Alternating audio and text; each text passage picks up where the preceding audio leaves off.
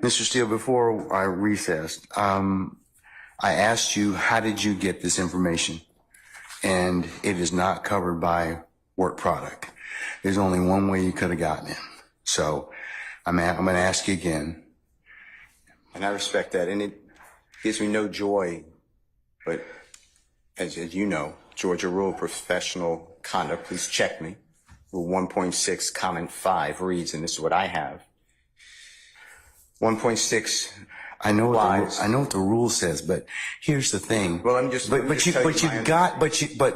in order, you need to please tell me who you got it from. I'm not asking you sum and substance of anything as of yet, okay? But I need you to tell me how you got the information. If you don't tell me how you got the information, I'm going to hold you in contempt. I understand. I don't want to be held in contempt. And I don't want to hold you in contempt, but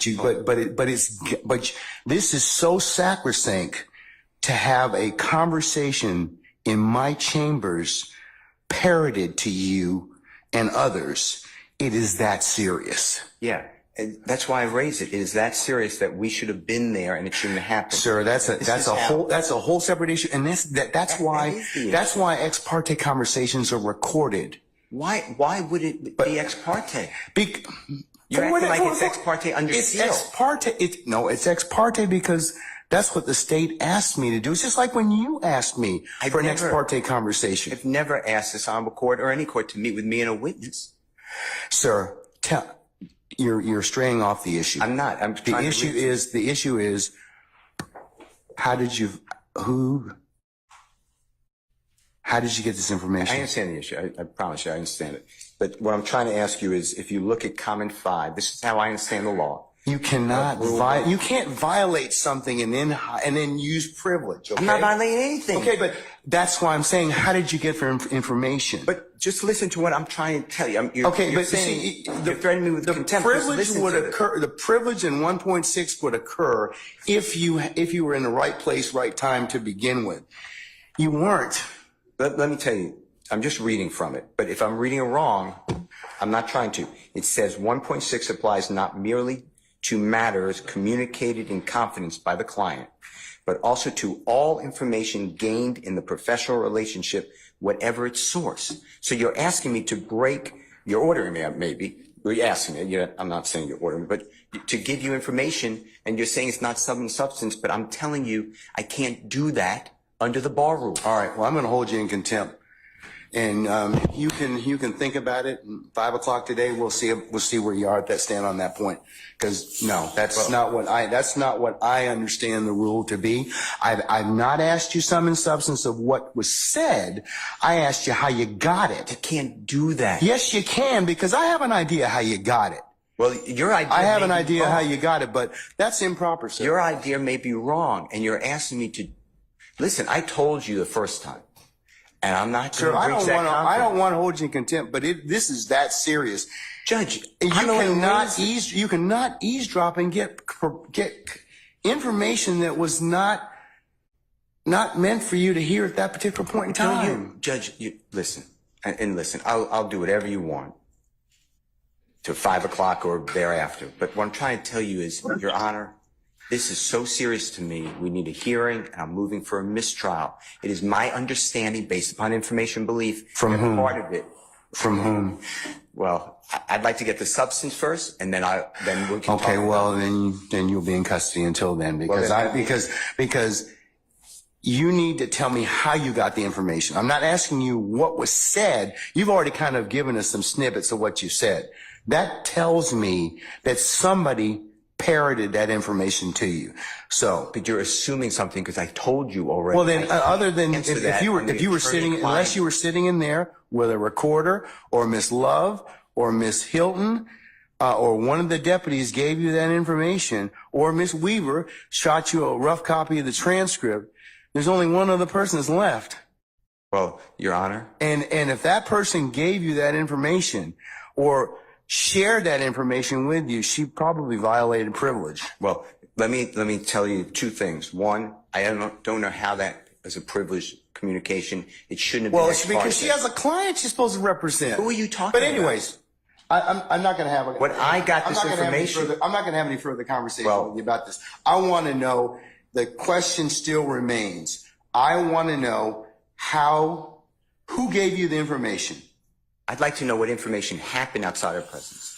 That's really it. He can go into custody at this point in time. I think that the court needs to again declare a mistrial based upon. Okay, and I'm going to deny your motion. I'm going to deny your motion. I understand that you spoke with a witness outside of our presence. And whenever, yes, I had an ex parte conversation, which is appropriate. And you influenced the witness based on information belief, and I'd like to have that all on the record.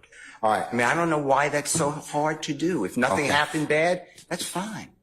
But you're acting like, tell me who it is and don't talk about the substance. Why can't we have an issue that was outside of presence? It should not have been. Because you got some information that you shouldn't have gotten. Why? Well, that's for another day. But why? Okay, why that's for another day. In the first place, I didn't know about this stuff. That's for another day. So I raised it as soon as we found out about it. Well, I gave you the case I'm relying on. I assume you read it. If you didn't read it, you should read it. It's a material part, a critical part of the case. When a judge speaks with a witness outside the presence of the accused, the court has said it's right there in Division 2. Okay. That is a material or critical part of the case, and it's an automatic reversal. Mr. Steele. But you're acting like it's Mr. Steele, that is not that is not the case when somebody discloses information in a ex parte conversation that one of the parties lawfully asked me to hold. You're not supposed to have communication with a witness who's been sworn. You know that I'm not telling you. I'm just saying if you read I'm assuming you read it. That's what it says. And you did it supposedly. Does the state wish to be heard? You said it supposedly. Yes, Your Honor. And what I'm trying to get to is why did that happen outside of presence? And I need to have I'm respectfully requesting the transcript that you mentioned to be given to us so we could really understand it. And then anything that was not on the transcript, if anything, that we understand what happened outside our presence. Okay. And now you have put it where somehow I have to reveal, and I told you the first time, I'd be breaching 1.6. And I know you're assuming something. I don't think you're breaching 1.6. You can't hide behind 1.6. I'm not hiding behind anything. You can't hide behind, yeah, but the thing is, I think you got this information. Somebody disclosed it to you, and that's the only way you could have gotten it. What I got. Because unless you're sitting there, you're eavesdropping. So you can't use something ordinarily that you had no business getting to begin with, and then stand on, well, hey, we didn't give you the information, or that a party didn't give you the information. So, Your Honor, but that's the issue, isn't it? well, why aren't we that leads to be told. But right now, we don't know Mr. Steele. why we were excluded from that. Mr. Steele, and I want that information because Just Mr. stop. Williams' constitutional right on the Just stop. Georgia Constitution. Just stop at this point in time, because Article 1, because you've already said that. You've already said Georgia that. Constitution, and we have the right to be present. All right, Mr. And we're not waiving anything. Yes, Madam, Ms. Lowe. Yes, ma'am. Your Honor, I am disturbed by Mr. Steele's representations to the court. The court has inquired. We have no way of knowing what it is or who it was that disclosed information that was contained within an ex parte conversation. Not only was there an ex parte communication that we requested as the state to be on record with the court, but there was communication made, I believe, to a person and his lawyer. I don't know that the reason that counsel took the podium was to address that particular issue so much as it was to try and assert an inaccurate what he calls fact and put it out there in the open as if it were true. But we certainly have the right to request ex parte communications. That's why we ask that the court reporter be present. This is a matter that the defendants did not have a right to be a part of, as this was a matter regarding a civil contempt. that the court imposed upon a person for not obeying the court's directive. The state read the case that Mr. Steele cited. It does not stand for the proposition he asserts that it does. And regarding further legal support for our position, we would provide that to the court, but we are more concerned that information that is disclosed in an ex parte setting gets relayed to the parties who are not privy to that. The whole purpose of the ex parte request was so that that did not happen. And we expressed on the record our concerns and our reasons for concern regarding that. We believe that without more information about how that information got relayed to the defendants, we cannot make the kind of assertion I'd be inclined to make. So before making the next set of assertions, I would need to know how that information was made privy to them, to counsels for the defendant. We did not act inappropriately or outside of the rules of professional responsibility. And if need be, we will reach out to the state bar ourselves and ask what the appropriate remedy is for everything that has happened over the last 2 days, well, the last 2 work days, because we are extremely concerned. We have observed a number of actions on the parts of a number of people that I am not comfortable stating publicly at this time, but that would appear to call for being addressed in some other way. So as to Mr. Steele's request, I guess it was for a mistrial. I'm not even certain what all that was. I think it was probably more to make inaccurate assertions on the record public to whomever was within listening shot of his voice. And we would ask that the court strike everything that he said from the time he stood up and started talking after the court asked him where it was that he obtained the information that was made privy in counsel for this court. All right.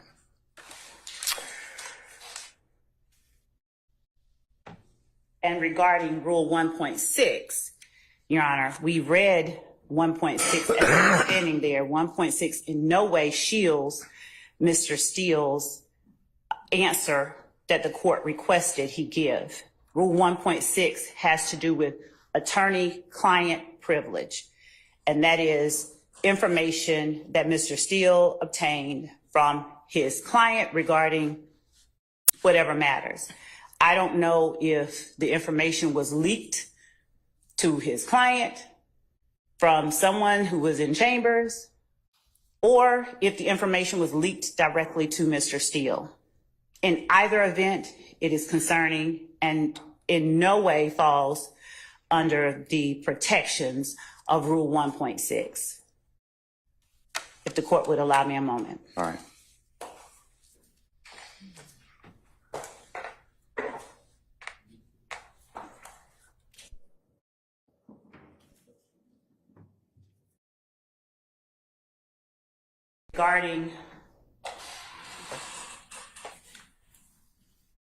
Regarding further appropriate remedies, Your Honor, we would ask the court for an opportunity to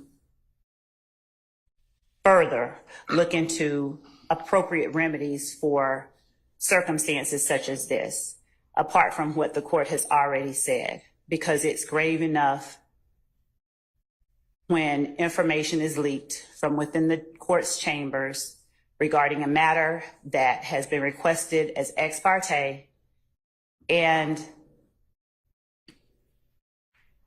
we would ask for the opportunity to present to the court additional appropriate remedies that we believe are available. All right.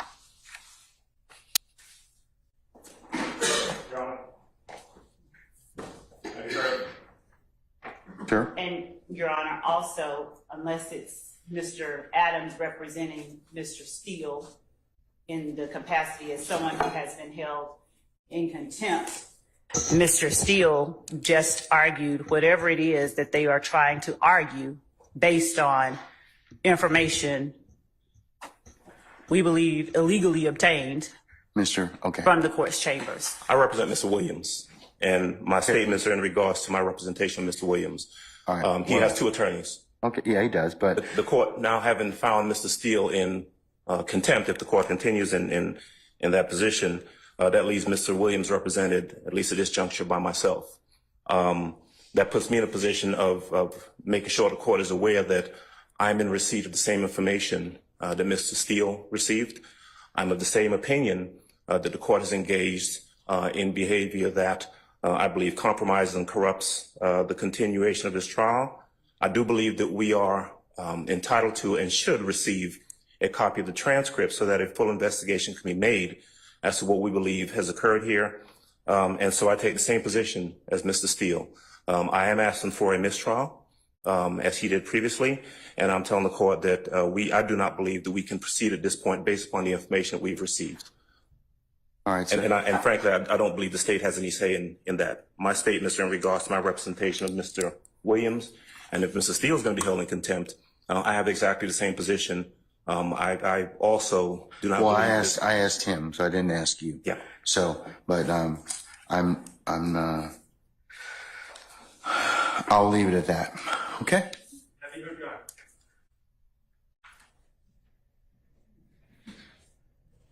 What is it, Mr. Schardt? Thank you, Your Honor. As you know, I represent Shannon Stillwell. On behalf of Shannon Stillwell, I am going to be moving for a mistrial, first and foremost.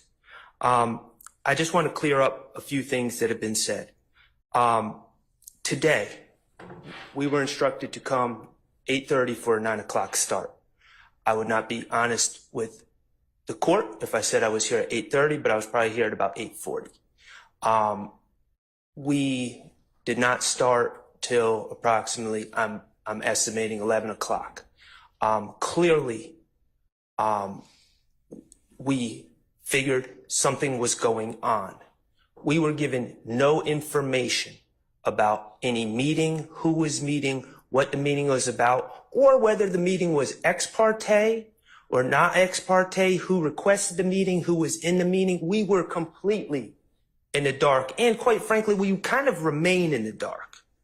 I am not a false accuser, okay? I do not just willy-nilly accuse people of things. So, I'm not going to throw out spurious allegations like the ones that have been thrown at me over the past couple days that are absurd. But I will say, Your Honor, what I do know is just based on what we've heard over the last 20 minutes, it appears there was a meeting that I knew nothing about that involved Your Honor, the district attorneys, and a witness who had been sworn in. My client was not given an opportunity to be present at this critical stage. This was a critical stage in this trial. That error is a foundational structural error in this case, and it is the cause for an immediate mistrial. Additionally, Your Honor, I believe that this meeting, again, I'm going to ask for the transcript, and I'm going to ask for the recordings as well, should they exist. But I believe that this meeting with a witness without us present may have made the district attorneys and or Your Honor a witness to this in this case, a material witness in this case. And finally, Your Honor, I'm going to ask for as soon as possible, I'm going to ask that these proceedings be halted until we can obtain an accurate final transcript for what occurred where none of the defendants or defense counsel were present for, and also the recordings of that meeting so we can see where we are. Again, I'm not going to sit up here and make false accusations or spurious allegations. But I do think we need to figure out what happened. We need to be in the know and not in the dark about what happened when a meeting occurs with a witness that has been sworn in. And we're not invited to the party. So those are my requests, Your Honor. I think it's necessary at this time to put a halt to these proceedings. I am moving for a mistrial. I have not waived anything. I just found out about this information. It is timely, and that's our stance, Your Honor. Thank you. I've noted your motion for mistrial. It's denied. Okay, are you same thing? You want the Harvey? Okay, all right. Okay, Mr. I'm adopting all of the statements. All right. Good afternoon, Your Honor. Carlton Matthews here on behalf of Mr. Marquez Huey. Okay. We are also adopting all the arguments that have been made by All right, sir. Attorney Steele, by Attorney Keith Adams, by Attorney Max Schardt, by Attorney Douglas Weinstein. We also, Your Honor, we were here the appropriate time, and when the court did come out, we were not made aware that there had even been an communication that was had, that was on the record, just in the point of just letting the parties know that there had been this particular meeting. I had my suspicions that that was likely what was going on, but I could not reduce that to a fact. When the court came out, the court just got charged. We believe that based upon, again, ex parte, we don't have to know the substance all the time. Just the fact that there was that meeting, Your Honor, would have at least put us on some notice that there was something that was going on, even beforehand. I thought that would have been the appropriate move, but nonetheless, Your Honor, I'm asking the court for mistrial. I believe that it's appropriate here under these facts and circumstances. Thank you. All right, motion for mistrial denied. Ms. T. Williams? All right, thank you, madam. Motion's denied. Mr. Garner?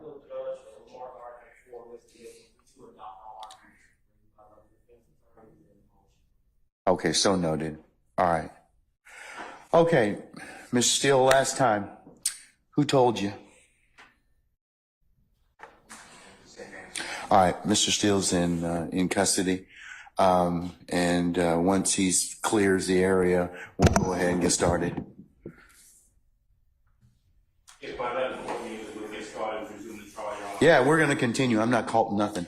I'm not going to participate in the trial without the Steele and without You don't have that luxury at this point in time, sir. You don't. You don't. without the court addressing. You don't have that luxury. You don't have that luxury at this point in time. You don't. Without the court addressing the issue that we believe is germane. Sir, you all are really getting yourselves cross purposes at this point in time. I don't believe so. Sir, I'm telling you, you are at this point in time. You made some things out of nothing. I think that you're on very precarious ground at this point in time. So I'm telling you at this point in time, he's in custody. We're going to go ahead and start. You can represent Mr. Williams. That's okay. That's fine.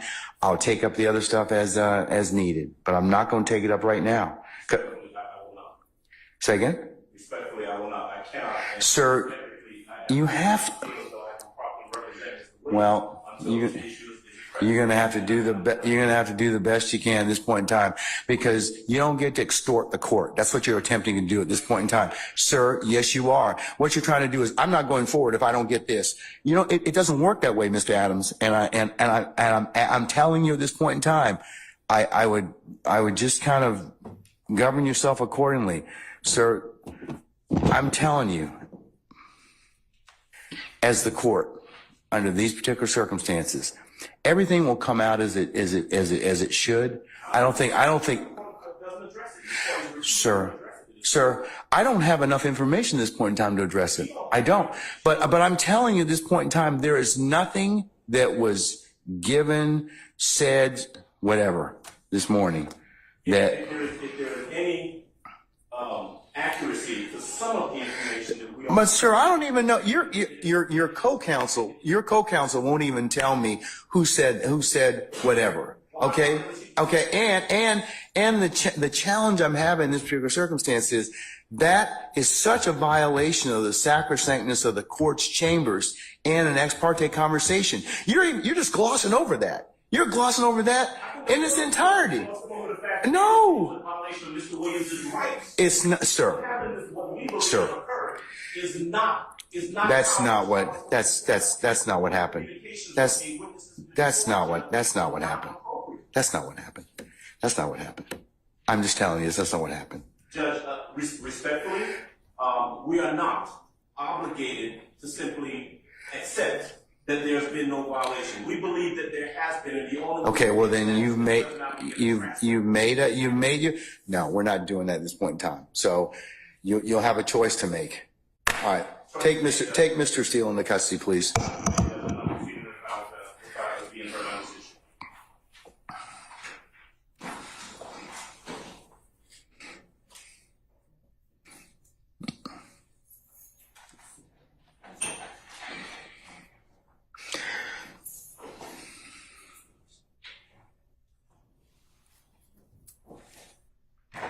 Your Honor, would the court afford me one moment to confer with counsel regarding the appropriate remedy in this type of situation? Okay, all right.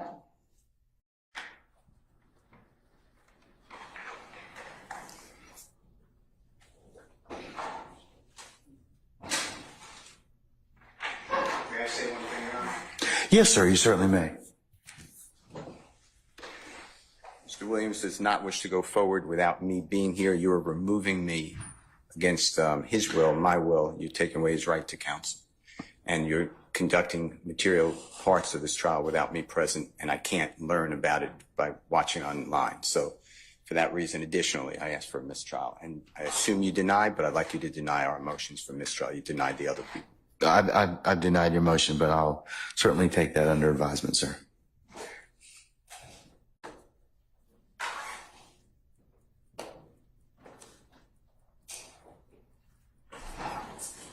We're going to be in recess for the next 5 minutes.